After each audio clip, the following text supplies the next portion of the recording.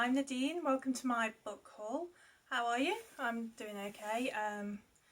It's pouring it down with rain here in the UK now, so it's my favourite sort of weather really. Oh, and thank you to new subscribers. That's a very, very lovely treat that not only has somebody listened to my ramblings, but they're potentially prepared to do it again. That is fantastic, thank you. So this book haul is going to cover sort of the last week or two of August and then through September.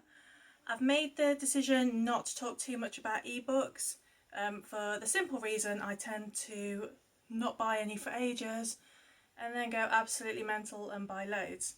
In fact, there's now a rule in our house where if I have more than one glass of wine, I've got to give up my phone and my Kindle, because otherwise I drunk buy books like other normal people drunk buy clothes or whatever it is normal people do, I don't know.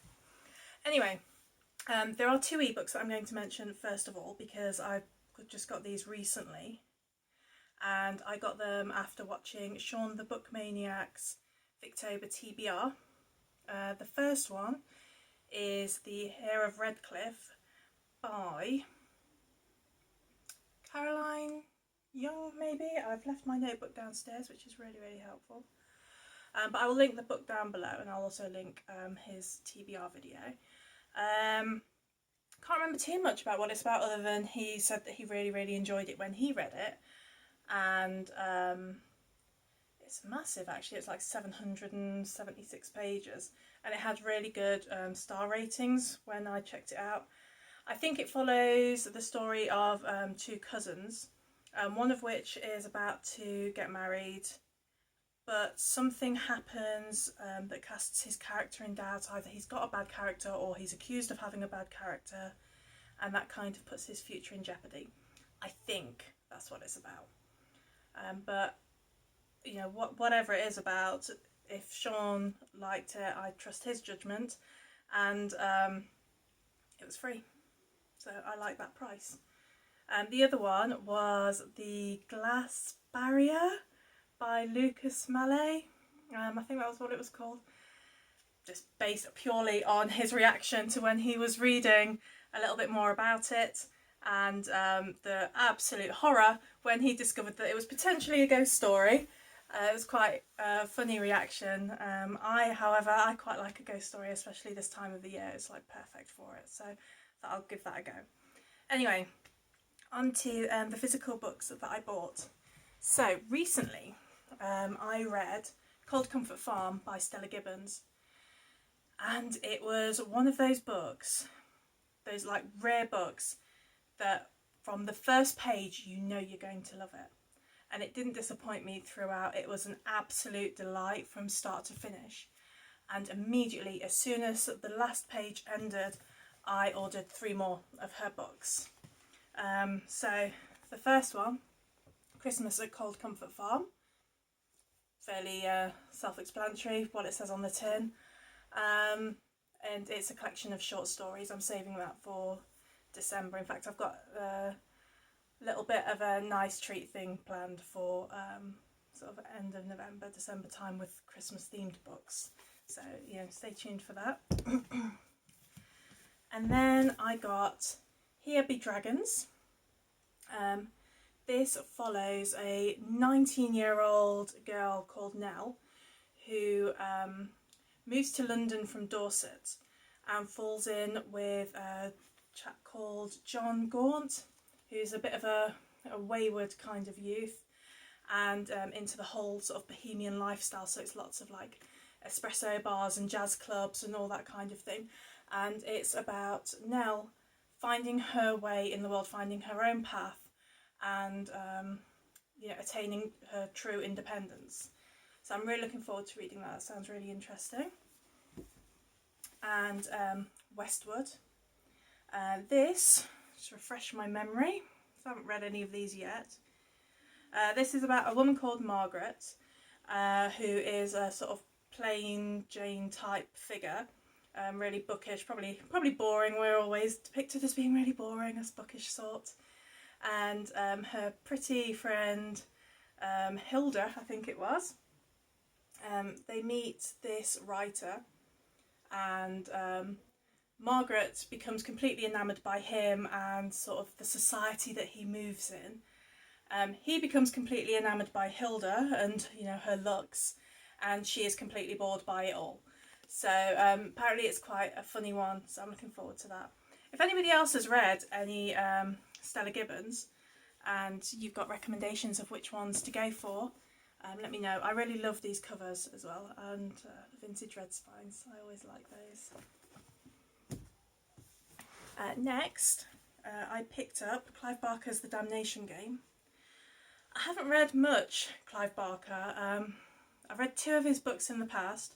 One was Cable, and I can't even remember the title of the other one. I'm not sure if that was because it was so long ago or because I wasn't interested. I don't remember, but I want to give him another go, because out of those 2 books that I read, I remember nothing, like literally nothing. So I want to see if that's because of him or me. This one follows a guy called Marty who is released on parole from prison. He takes up a job as a bodyguard to like one of the wealthiest men in Europe, and swiftly finds himself in hot water. This guy who he's now working for, he discovers, has got his success by making a pact with the devil, with hell, and they come to collect, and Marty gets stuck in the middle of it. It sounds really interesting, and you know, it's like terrifying forces with the power to raise the dead. I love me some zombie stuff, so I'm looking forward to giving that a whirl. Next, I got A Keeper by Graham Norton. I read his debut novel, Holding, a year or so ago, and it was such a pleasant surprise how much I enjoyed it. If you don't know him, I don't know if he's popular outside of the UK, but he's a UK broadcaster, I guess, a presenter, and he's on radio. He has a chat show in the UK.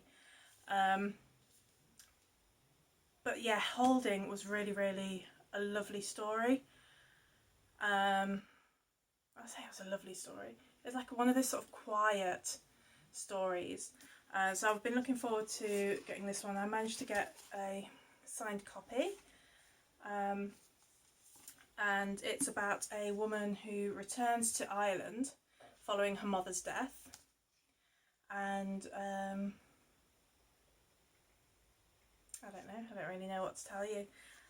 It's one of those, it's hard for me to describe. I think I'll just read the blurb for you. Elizabeth Keane returns to Ireland after her mother's death, intent only on wrapping up that dismal part of her life. There is nothing here for her. She wonders if there ever was. The house of her childhood is stuffed full of useless things, her mother's presence already fading. And perhaps, had she not found the small stash of letters, the truth would never have come to light. 40 years earlier, a young woman stumbles from a remote stone house, the night quiet but for the tireless wind that circles her as she hurries further into the darkness, away from the cliffs and the sea. She has no sense of where she is going, only that she must keep on. So I thought that sounded really interesting. I'm looking forward to getting to that. And I picked up Nightmares and Dreamscapes by Stephen King. I'm picking up any cheap Stephen King books that I don't have, that I come across, because at the start of this year I started a Stephen King reading project, which is going really well actually. I'm enjoying it a lot more than I even thought I would. This is a short story collection. I don't know if there's any in here that I've particularly heard of before. Let's see if there's any contents. Yeah. So Dolan's Cadillac I've heard of. The Night Flyer, I think that was a movie, wasn't it? Scanning down, nothing else that sounds familiar. I recently finished his other short story collection, Night Shift, which was so good. I'm not usually a big short story reader, but I really, really enjoyed that. So yeah, that's for when I get to this one in my little quest. Oh, what time are we on? I think we'll just run through these ones really quick. So then I got the 12:30 from Croydon by Freeman, Wills, Crofts. It's a British Library crime classics. I love these covers. Whenever I see these, I'm trying to pick them up because I just think they're so pretty. I've read a few of them, and they're all crime classics that were written in the 30s, so sort of very evocative of the period. And I like things like this, sort of between maybe tougher reads, and also, you know, if you've got a lot of things going on in your normal life, so it's nice to have something like this that's perhaps a little bit cozier. This opens up with a body being discovered of a wealthy manufacturer on the 12:30 from Croydon, but from then it follows the killer, and you're seeing everything through the killer's eyes, from before he even decides to go through with the murder to you know, trying to get away with it. So that should be really cool. Next, I picked up The Two Towers, the second in the Lord of the Rings trilogy. I read the first one years ago. I've always meant to read the second one. I think what I'll do before I go to this is watch the first film again, because it has been some years since I read the book. But yeah, looking forward to that. And then for my geekishness, I've got Uncharted, the fourth Labyrinth. I am a gamer, and this guy here, Nathan Drake, he is my gaming boyfriend. So, you know, we do refer to this as date night with Drake if I'm playing Uncharted. And there are no more Uncharted games, and I miss him, so that is what I've bought. I don't know what it's about, it doesn't really matter. And then The Walking Dead, book 1. This is, I think, the first 3 sort of graphic novels.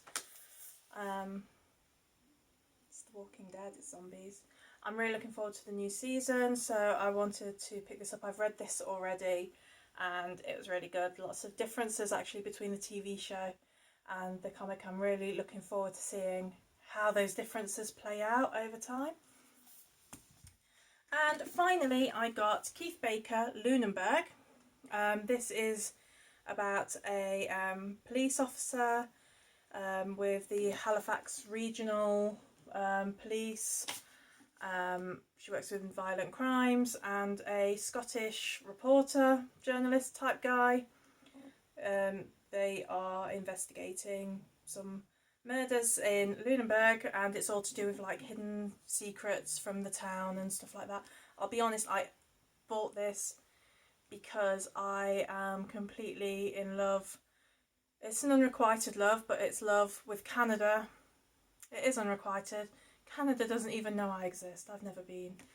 And particularly, for some reason, with the Nova Scotia province of Canada, I've just got this bit of an obsession. So anything that's set there, I'm game for.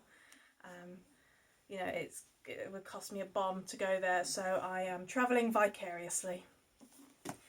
So that is it. Victober starts tomorrow. So excited.